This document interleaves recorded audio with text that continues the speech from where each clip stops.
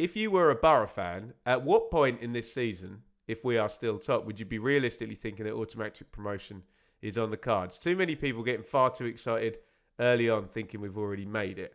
That's an interesting way of framing where Borough are at, because JP is asking at what point if Borough are still top.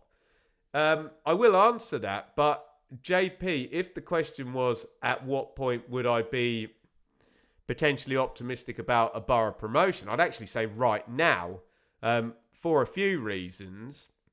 One is a real simplistic reason, is that remember when Bournemouth got promoted with Scotty Parker? I know they're a parachute team.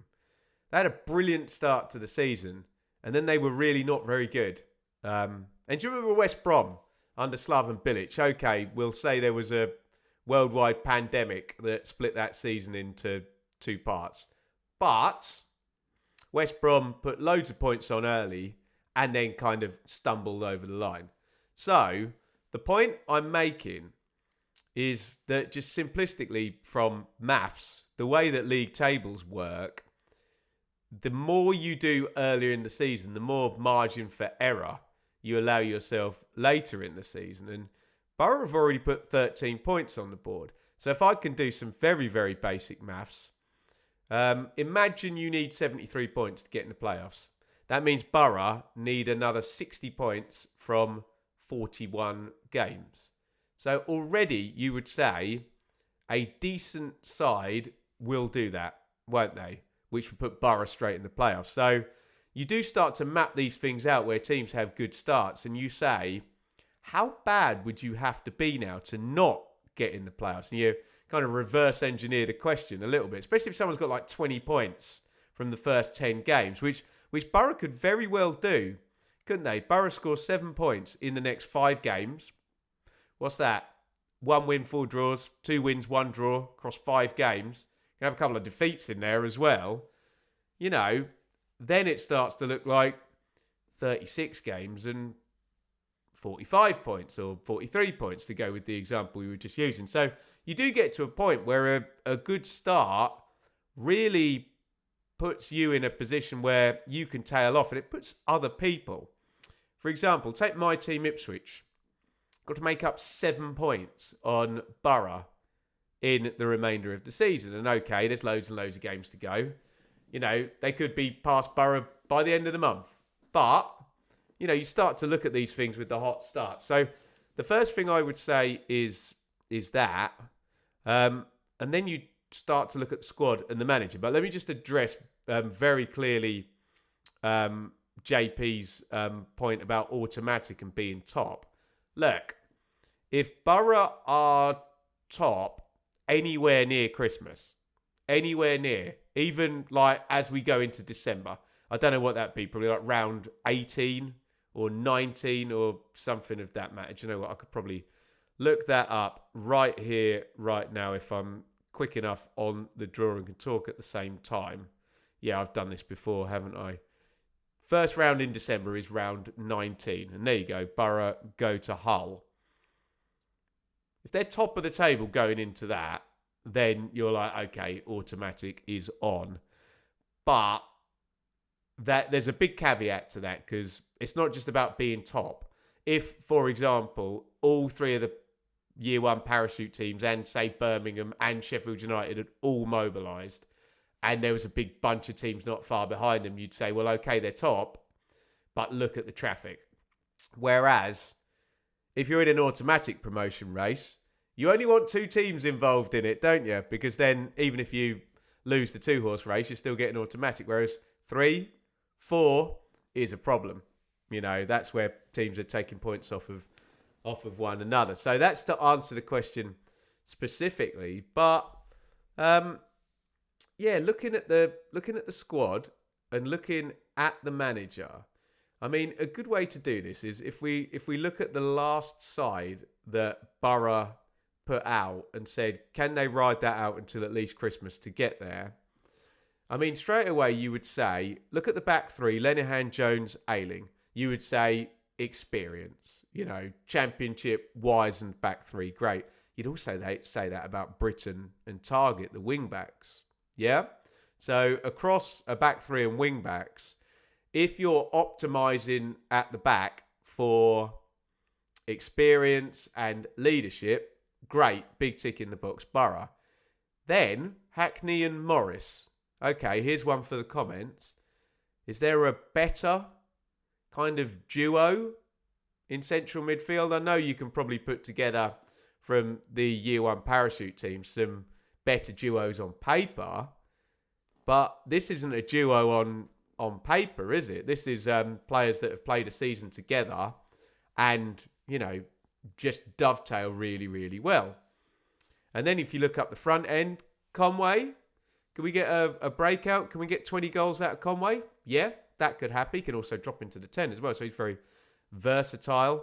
Sene, I must admit, I don't know a hell of a lot about. They brought in Strelec as well. Nipan, Hansen, and Whittaker started. And we all know about Whittaker. If he's in tune, feeling good, feeling loved, he's brilliant. He'll win you games by himself, Whittaker. So, have they got the first 11? Yeah, of course they have. Is their first 11 going to be as good as the parachute teams? Well, no, but that's the age-old problem with the chasms that we've got. But sometimes some of the parts and beating the whole, and we've seen teams beat the parachute teams before with pattern of play, team spirit, momentum, continuity. Often things the parachute teams don't have or have to develop as the season goes on. So the maths says it's positive for Borough. You're gonna get injuries, aren't you? But the team looks positive, which then takes you to the manager, which is an absolute key thing. And Edwards is a weird one, isn't it? Because I remember when we came back last season and I did the manager rankings, and you basically were ranking Rob Edwards on getting Forest Green promoted, getting Luton promoted, and a pretty all right go with, let's be honest, with what Luton were in the Premier League. They were the lowest spending team we'll have probably in the last 15 years. I don't know. I've pulled that out of my backside, but it won't be far off, will it? And look, okay, if you adjust for inflation and then do it in terms of percentage of the TV money spent or whatever. I know if you go back 15 years, someone may have spent less just purely because TV money. But you know what I'm saying? So, I would have said Rob Edwards was a dead cert. Oh, he's great.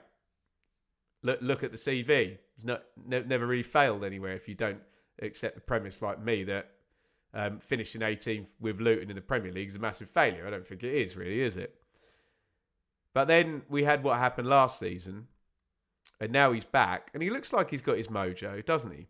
The only other thing I'd say about Edwards in relation to, he's done it before, is, yeah, he's done it before. And you can't take that away, but he didn't have to build the team at Luton. And I'm not saying it's easy to take a team that's already been built and get them through a transfer window. Remember, they did lose. Bree obviously went with Jones to, I think they lost a couple, didn't they, to Southampton? I can't remember exactly. And then he had to get them through a playoff campaign. So I'm not saying that what Rob Edwards did to get Luton promoted wasn't brilliant.